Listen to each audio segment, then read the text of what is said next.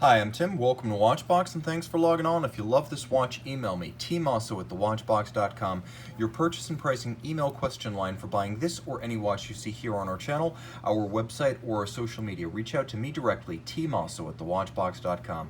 Today we're discussing a model line launched at Basel World in 2009. This is the Patek Philippe Calatrava Officer's Watch 5153G-001, 38 millimeters in 18 karat gray gold, sort of homogeneous white that's white all the way through and never needs to be plated.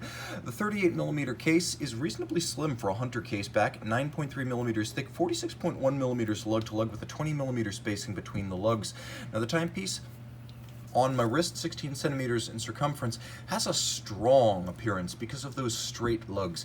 This watch is designed to evoke early wristwatches, which often were worn by officers in the trenches during World War I and converted from pocket watches. So this watch has a number of pocket watch elements evocative of those early conversions.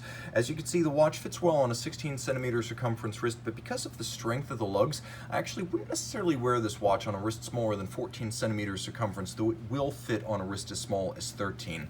Taking a quick look at the hardware and the software, you can see that there is a medium rectangular scale alligator leather strap in semi-gloss black. You can see there are sheer profiles showing the layers of construction, monotone black stitch.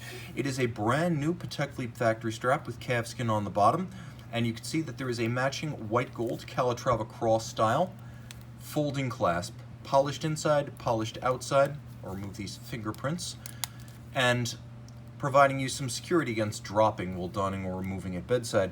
Now you can see the case is impressively made. Patek since 1981 has been expanding its in-house case construction. You can see that to good effect here as the lugs are welded on just as they would have been in the era of converted pocket watches.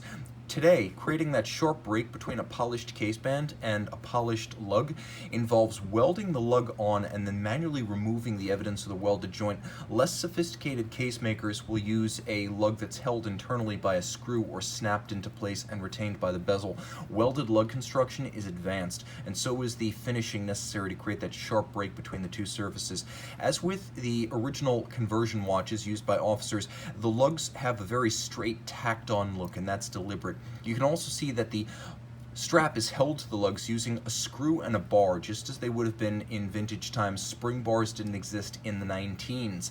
Now another feature is the design of the case, which is rounded, compound curved, very much like a pocket watch, right down to the onion style crown and the hunter style case back, which opens up as generally would have for servicing in the pocket watch era, and you here can see the sapphire cover over the movement internally. So you get the solid gold case back, but you also get the display case back. It is the best of both worlds, and you can see how well Patek has integrated that hinge into the case flank. It's almost completely unobtrusive.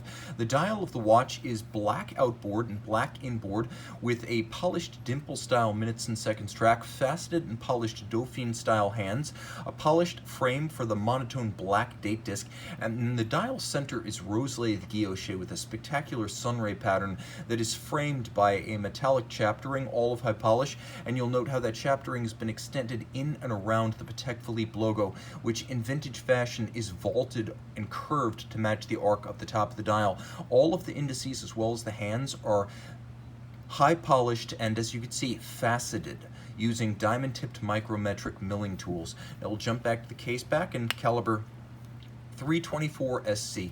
Patek Philippe in-house movement, 4 Hz beat rate, free-sprung gyromax style balance, 6 position adjustment, one more than the high horology standard of 5, and with the gyromax architecture, it can take and hold that precise adjustment even in the face of shocks. Unidirectional winding with ceramic rotor bearings that are very, very efficient and unlubricated.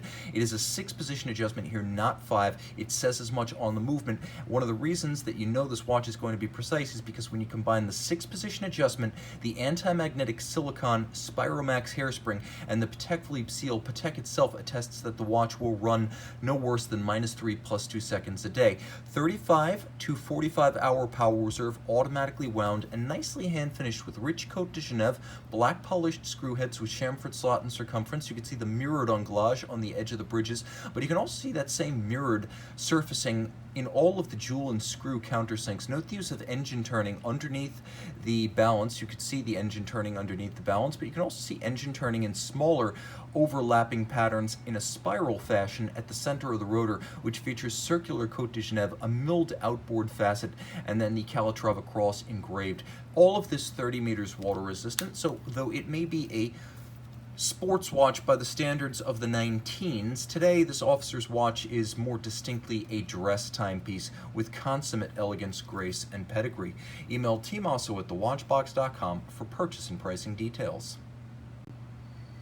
I'm going to throw in one last note because I didn't mention it. The watch features a quick set date but not hacking seconds. Now you have the full rundown on the 5153G.